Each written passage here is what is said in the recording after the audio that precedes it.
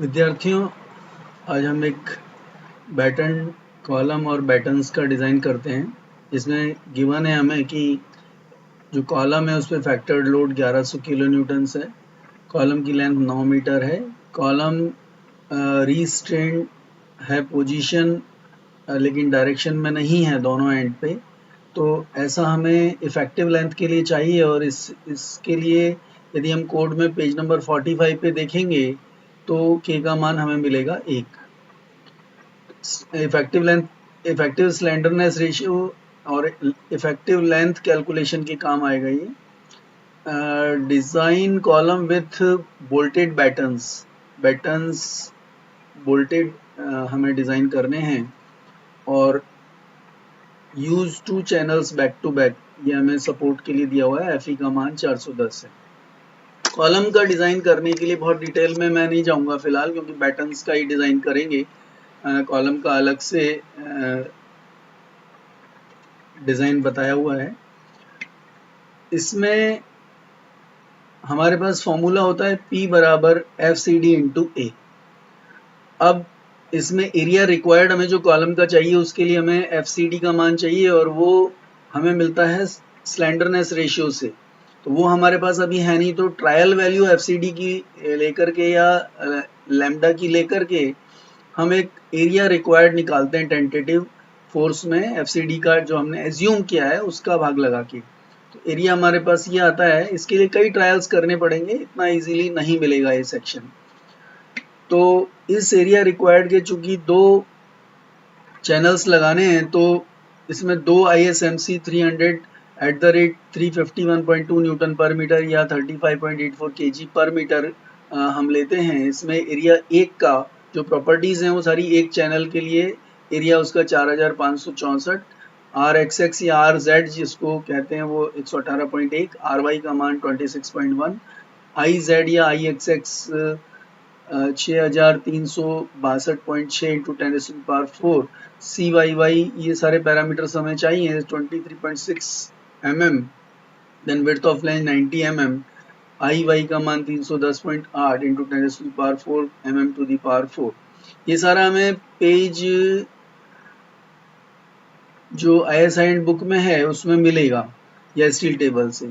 अभी slenderness ratio हमें चाहिए, तो स्लेंडरनेस रेशियो में कॉलम का, जब बैटन कॉलम का डिज़ाइन करते हैं तो इफेक्टिव स्लेंडरनेस रेशियो जो है वो 1.1 टाइम्स लेते हैं, क्योंकि 10% उसको इंक्रीज करना होता है। ऐसा कोड में पेज 7.7.1.4 में मिलेगा। देन ये स्लेंडरनेस रेशियो हमारे को मिलता है, के का मान 1 आया था, एल और आर का मान RZ रखने पर 83.82, और चूंकि बिल्टअप कॉलम है तो बकलिंग कर्व सी में जाएंगे, ऐसा कोड के पेज नंबर 44 पे हमें मिलेगा। तो वहां से FCD का मान इंटरपोलेट करके निकालेंगे। हमें ये 83.82 मिला है, तो 80 और 90 के बीच में होगा। 80 की वैल्यू लेकर के उसमें चूंकि वैल्यू FCD की डिक्रीज होती है तो माइनस लेते हुए फिर ये दोनों वैल्यू 80 और 90 की आपस में घटा के 90 और 80 का डिफरेंस, और फिर ये 80 का 83 के साथ में डिफरेंस, ऐसा लेते हुए इंटरपोलेशन इसका करते हैं। मतलब हमें 80 की बेस 90 की बेस वैल्यू एक्चुअली पता है, तो 90 की बेस वैल्यू से जो है वो हम 83.82 की वैल्यू निकाल लेते हैं इंटरपोलेट करके। तो वो हमारे पास में FCD का मान आता है 130.27, और इसमें एक्चुअल एरिया हमारे पास आ चुका है जो कि इसका डबल होगा। उसमें मल्टीप्लाई करते हैं तो हमारे को इसकी लोड कैरिंग कैपेसिटी कंप्रेशन में मिल जाती है 1889.1 किलो न्यूटन, जो कि 1100 न्यूटन से ज़्यादा है। तो इस तरीके से हमारा ये कॉलम का डिज़ाइन हो जाता है। पर इसको इतना सटीक 150 लेना, इतना एरिया निकालना ये नहीं है, इसमें कई ट्रायल्स करने पड़ेंगे। 2-3 ट्रायल के बाद में हमें ये मिलता है। अब बैटन के डिज़ाइन पे आते हैं। बैटन के डिज़ाइन में सबसे पहले हमें स्पेसिंग चाहिए। ये स्पेसिंग जो बीच में यहाँ पे दोनों चैनल्स के बीच के है, उसके लिए आवश्यक है कि IYY का जो मान है वो IZZ या IXX से ज़्यादा होना चाहिए। अगर हम इसमें ISI हैंडबुक के पेज नंबर 196 पर जाएं तो डबल चैनल की हमें प्रॉपर्टीज दी हुई हैं, और वहां पर अगर हम देखते हैं कि जो दो चैनल सेक्शंस हैं उनका मोमेंट ऑफ इनर्शिया कुल मिला के IZZ जो हुआ वो 12,725.2 इंटू 10⁴ हुआ। इससे अधिक हमें चाहिए तो वो हमें ये पेज नंबर 196 पे मिलेगा। हम FY 250 वाले कॉलम में चलेंगे और उसमें देखेंगे तो नीचे हमें स्पेसिंग मिलेगी चैनल के लिए, और वो 200 mm स्पेसिंग होने पर 14,566.4 IYY ज़्यादा मिलता है हमें, उससे सारी वैल्यूज़ बाकी की इससे कम रहती हैं। तो जो स्पेसिंग है वो 200 mm हम यहाँ पे डायरेक्टली सेलेक्ट कर लेते हैं कि IZZ से IYY का मान ज़्यादा होना चाहिए।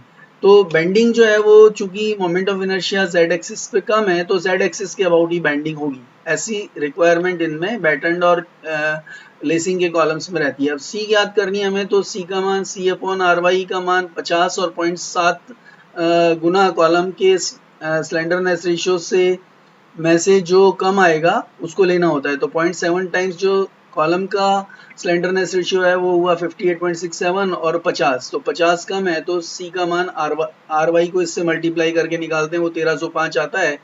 तो ये C का मान इससे अधिक नहीं होना चाहिए, इसलिए C का मान 1300 mm ले लेते हैं।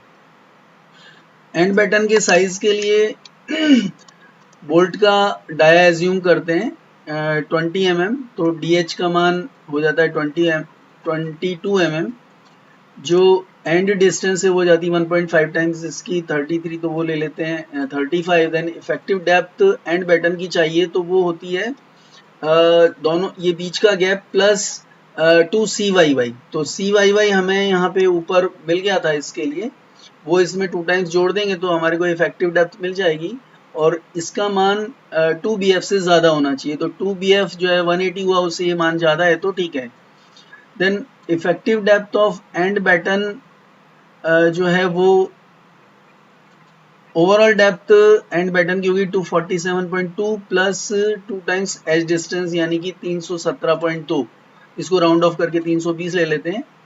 और इसमें थिकनेस निकालनी है बैटन की, तो थिकनेस का मान अधिक होना चाहिए एस डैश प्लस 2G के 150th टाइम से। तो ये वैल्यू निकालते हैं तो ये वैल्यू आती है हमारे पास में 5 mm। तो उससे नेक्स्ट साइज 6 mm है तो 6 mm थिकनेस इसमें ले लेते हैं। तो जो साइज हुआ बैटन का वो टोटल विड्थ हो गई 200 प्लस 90 प्लस 90 दैट इज 380, और गहराई आई थी एंड बैटन की 320 और मोटाई आ गई 6 mm। तो फाइनल साइज आ गया 320 इंटू 380 इंटू 6। इंटरमीडिएट बैटन की इफेक्टिव डेप्थ एंड बैटन की 3/4 होती है, तो D डैश हमारे पास आ गई थी ऊपर। D डैश की वैल्यू से जो है उसका 3/4 लेकर के हम इंटरमीडिएट बैटन की डेप्थ निकाल लेते हैं इफेक्टिव, और ये भी 2 BF से अधिक होना चाहिए 180 से, तो 185.4 है। देन इसमें ओवरऑल डेप्थ निकालनी है तो उसमें 2 टाइम एज डिस्टेंस जोड़ते हैं तो हमारे पास ओवरऑल डेप्थ आ जाती है, और उसको भी राउंड ऑफ कर लेते हैं 260। तो फाइनल साइज हो गया 260 इंटू 380 इंटू 6। थिकनेस इसकी भी सेम ही लेते हैं। ट्रांसवर्स शियर का मान 2.5% होता है कॉलम लोड का, तो वो निकालते हैं तो 27.5 आता है। इससे VB जो लॉन्गिट्यूडनल शियर है वो VTC/NS निकालते हैं। S जो है वो डिस्टेंस थी गेज डिस्टेंस के बीच की, जो कि 200 प्लस 50 होकर के 300 आ जाती है, और VB का मान हमारे पास में ये आता है 59.58 किलो न्यूटन्स। देन मोमेंट निकालते हैं तो VTC/2N से मोमेंट निकालते हैं, वो आ जाता है हमारे पास 8.938 इंटू 10⁶ न्यूटन mm। अब इसको शियर स्ट्रेस का यदि चेक करें तो VB/A1, इसमें स्ट्रेस ज़्यादा चूंकि इंटरमीडिएट बैटन से आएगा तो इंटरमीडिएट बैटन के एरिया का भाग लगाते हैं, और ये FY/√3 गामा MO से कम होना चाहिए। और इसी तरीके से जो बेंडिंग स्ट्रेस है उसका मान जो है वो FY/गामा MO से कम होना चाहिए, और फिर ये एंड कनेक्शन इसका डिज़ाइन करते हैं।